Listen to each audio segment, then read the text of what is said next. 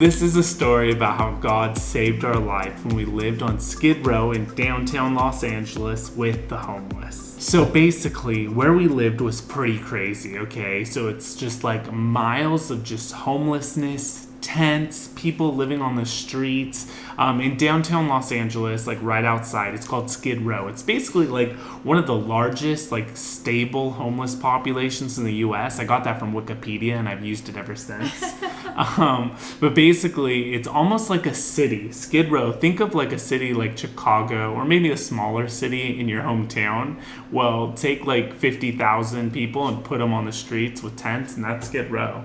So we lived in a 6-story building. My grandfather started a homeless shelter to just share the love of God with homeless in like the 40s, okay? So we lived there the first year of marriage, so that was crazy. So the building was 6 stories, and there was a fire escape, like old school, like you'd see in a Hollywood movie, that went up the side of it. By the way, subscribe for weekly videos if you're not, and like this video so more people get it. So there was a fire escape on the side of it, and one night someone jumped on my car and went up the fire escape. Now mind you, there was a lot of just nice normal people on the streets of Skid Row, but there also was convicts. So like the LA County Jail and stuff, when people would get out of jail, they would drop them on the streets literally right there.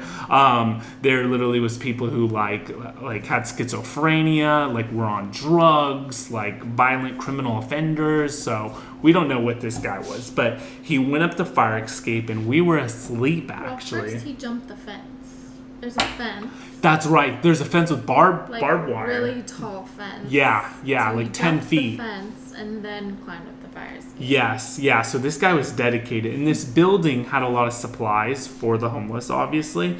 And there was one other guy who lived there on the 6th floor, and we lived on the 4th floor. At the time, I was probably 8 or 8.5 months pregnant, so I was like super pregnant.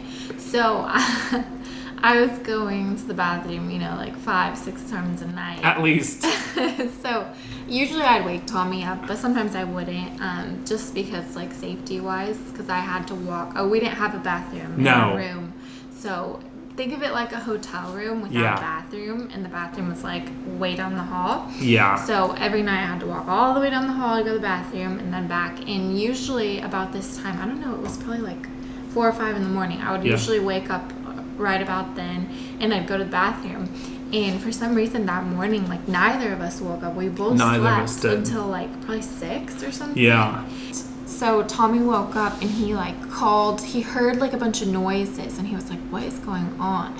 So he calls Dave, the other guy who lived there, and he's like, Dave, what's going on? Like what's happening? And he says, oh yeah, well, a guy got in the building, but we're handling it. Like I think he said the police are coming, or like, I think you even said, did you call the police? And he was like, oh no.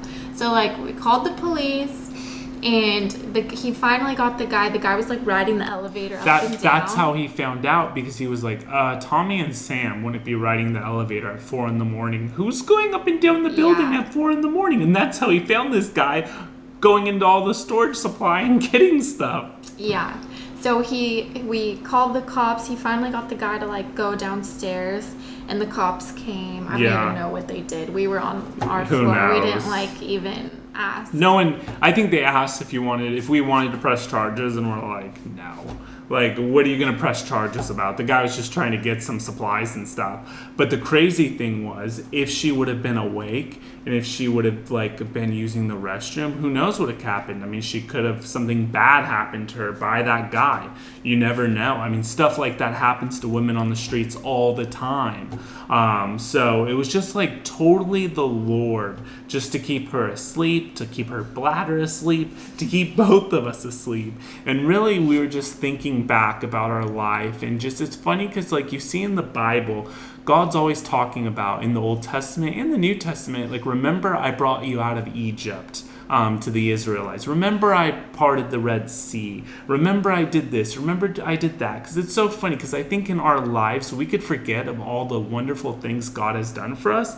And a lot of times we don't even acknowledge the wonderful things he's doing or he has done. And it's like a lot of people, I think they're like, where is God? I can't see him. Well, just look at all the miracles in your life, all the little miracles, and you could see that God is there weaving and crafting your story, and that your life isn't as random as you think it is. Yeah, it was interesting. Like the other day we were talking about this, like, but about living at the mission, just like things that God like did, and we realized it's pretty crazy. We lived there for an entire year. I was there like pregnant for 8.5, 9 months, and nothing ever happened. Like neither of us ever like were in like an unsafe situation, like nothing. Which is like really crazy because multiple times we'd go like walk the streets and there would be pools of blood, and it's like a little like cone, and it's like a crime scene, or like someone got stabbed or someone got shot, like all the time. Like literally we would hear just like, you hear sirens and cop cars and ambulances all day and all night long, in helicopters, and we'd go to the top of the building and we'd look down on the streets of Skid Row, and we would literally watch a drug bus go down, where you would see like a car pulled over, and then like 10 unmarked cars, and then like 20 police cars and a helicopter, and then guys like in the back, and they're like trunks, like they're pulling drugs out and putting on the roof of the car. We saw like a girl dragged by her hair down the street, like sad things, really heartbreaking things. Like think of it as just like a place where just people don't know God, and there's just sin and just lawlessness. That's why we were there, really, to share the love of God, that there's a better way to live. Yeah, so it's just amazing, you know, like what the things that God does, even when you're not even, I mean, we were praying obviously every day for God to keep us safe, but like, you know, it takes years to even reflect back on it and see like all the times that God's like protecting you and watching over you.